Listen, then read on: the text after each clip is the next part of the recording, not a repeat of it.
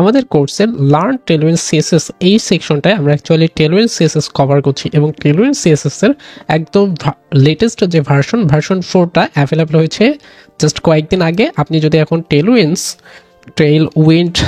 CSS লিখে search করেন এবং tailwindcss.com এদের অফিসিয়াল ওয়েবসাইটে চলে যান এবং এইখানে দেখতে পারবেন যে লেটেস্ট ভার্সনটা এখন 4.0 এবং এই ভার্সনটা আমাদের এই প্লে লিস্টে আপনি টিউটোরিয়ালগুলো পাবেন।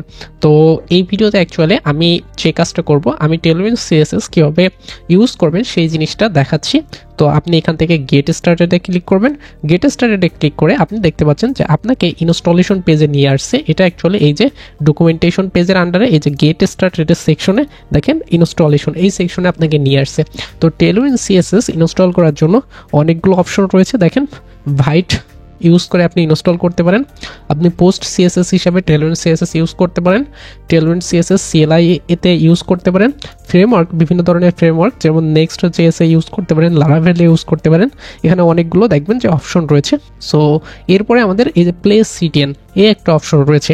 তো আমি এই ভিডিওতে অ্যাকচুয়ালি দেখাবো যে কীভাবে সিডিএন ইউজ করে টেলউইন সিএসএস ইউজ করবেন।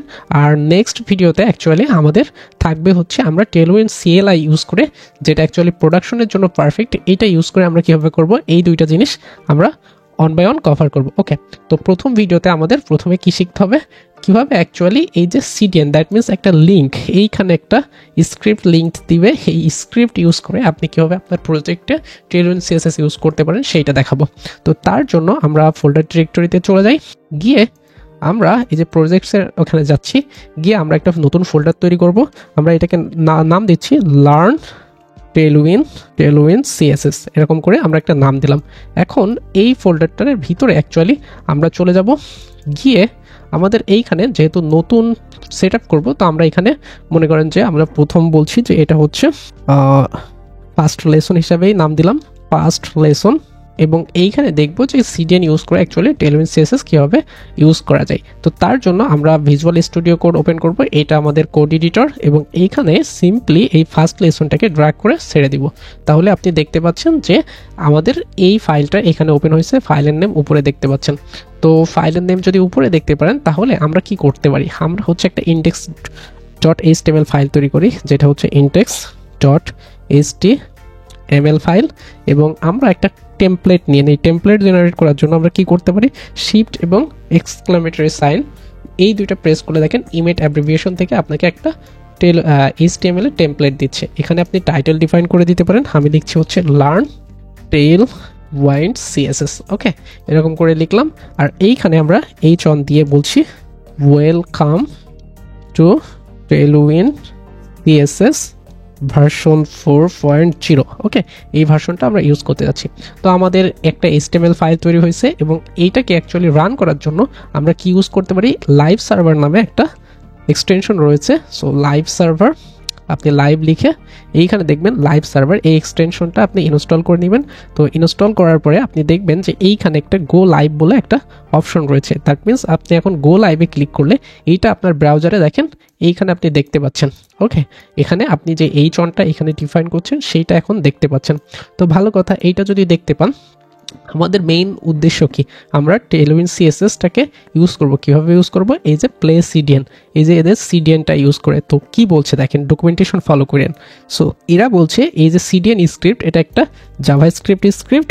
সো এটাকে আপনাকে কি করতে হবে, প্রথমে কানেক্ট করতে হবে। কীভাবে করবেন, এই লাইনটা কপি করেন, সিম্পলি লাইনটা কপি করেন, করে এটা দেখেন কোথায় পেস্ট করা রয়েছে, মেটার নিচে। তো আমরা এখানে চলে আসবো, এই যে আপনি টাইটেলের নিচে এখানে পেস্ট করে দেন, এবং একটা কমেন্ট দিতে পারেন, এটা হচ্ছে টেলউইন সিএসএস সিডিএন, যাতে অন্য কেউ আপনার এই কোড পড়ে বুঝতে পারে যে আপনার এখানে টেলউইন সিএসএস এর সিডিএনটা ইউজ করা হয়েছে।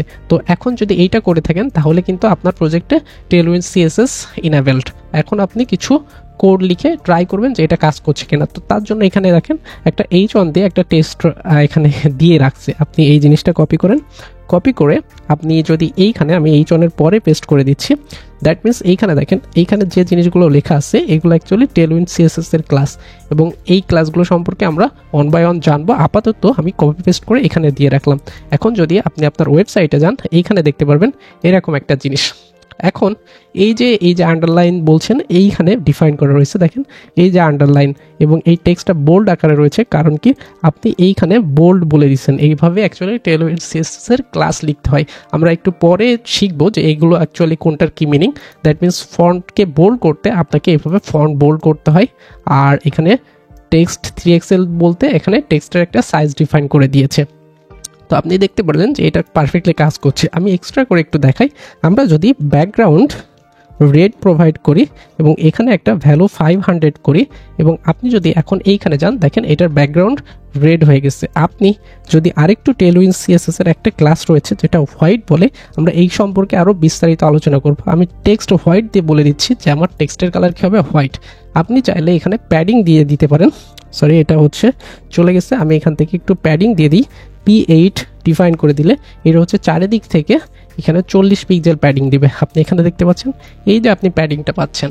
তো এভাবে অ্যাকচুয়ালি CDN ইউজ করে আপনি টেলউইন্ড সিএসএস ইউজ করতে পারেন। তো আমরা ভিডিও শেষ করার আগে আরেকটা জিনিস একটু ক্লিয়ার হয়ে নেই। দেখেন অনেক সময় আপনার যে কাজটা করবে সেকেন্ড স্টেপে আপনাকে বলছে যদি আপনি কখনো কাস্টম সিএসএস ইউজ করতে চান, টেলউইন্ড সিএসএস এ তো আপনি ইউজ করছেন, আপনার যদি কোনো সময় কাস্টম সিএসএস দরকার হয়, যেমন যখন আপনি একটা টেমপ্লেট ডিজাইন করবেন বা একটা ওয়েবসাইট ডিজাইন করবেন, সেখানে কিন্তু বিভিন্ন ধরনের কাস্টম কালার থাকে।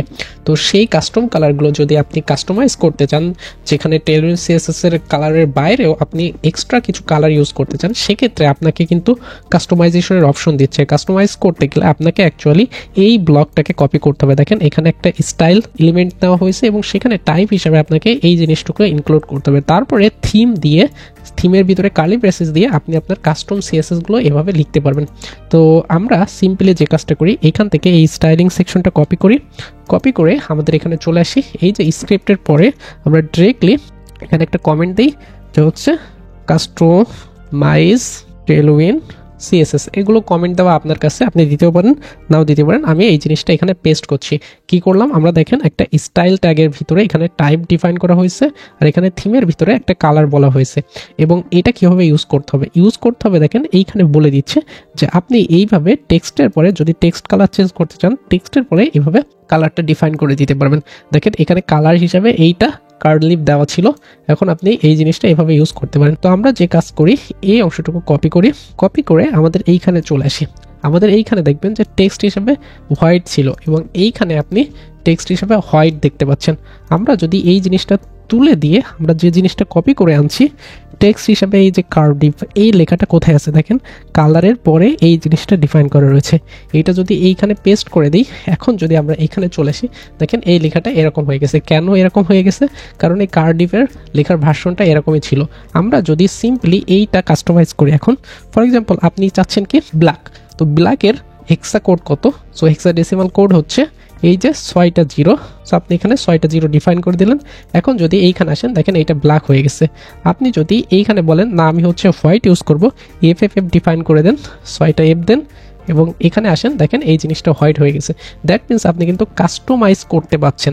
আপনার যদি কোনো কালার কাস্টমাইজ দরকার থাকে, অনেক সময় ফন্টের কাস্টমাইজ দরকার থাকে বা অনেক স্টাইলিংয়ের কাস্টমাইজ দরকার থাকে, আপনি এই যে @ থিমের ভিতরে এইখানে ডিফাইন করে রাখবেন। এবং আমাদের তো টিউটোরিয়াল কেবল শুরু হলো, আমরা অন বাই অন এই প্রসেসগুলো দেখব কীভাবে অ্যাকচুয়ালি কাস্টমাইজ করা যায় এবং পুরো প্রসেস কমপ্লিট করা যায়। এই টিউটোরিয়ালটা অ্যাকচুয়ালি আমরা টেলউইন্ড সিএসএস পুরোপুরি কভার করে ট্রাই করব।